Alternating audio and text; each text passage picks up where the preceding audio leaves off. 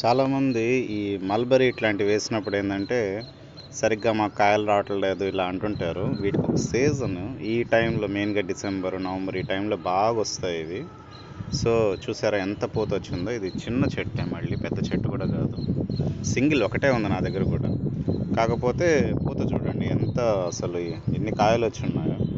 కాకపోతే ఈ ఆకు ఏంటంటే ఈ వర్షాలు ఇట్లా పడ్డప్పుడు ఏంటంటే ఈ కమ్మెర పురుగులు అవి అంటారు కదా, సో అవి వచ్చేసి ఆకులు తినేస్తాయి అన్నమాట. అప్పటికి నేను చాలా ట్రై చేశాను వాటిని మొత్తం, అయితే ఒక్కటి కూడా ఉంచలేదు, ప్రతి ఒక్క పురుగుని పారేసాను నేను. సో దానివల్ల ఆకులు కొంచెం డిస్టర్బ్ అయి ఉన్నాయి, కొన్ని ఆకులు నేను తీసేయడం కూడా జరిగింది. కానీ చూసారు ఎంత పూత వచ్చిందో. సో ఇంత చేస్తుంటే కూడా ఇదిగోండి, ఇది చూడండి సాలిడ్ పురుగు, దీనికి అవసరమా ఇక్కడ గూడు పెట్టుకోవడానికి ఇది. సో ఇట్లా అన్నమాట, ఏదో ఒక చిన్న డిస్టర్బెన్స్ ఉంటుంది, తీసేస్తూ ఉండాలి, మెయింటైన్ చేస్తూ ఉండాలి అంతే.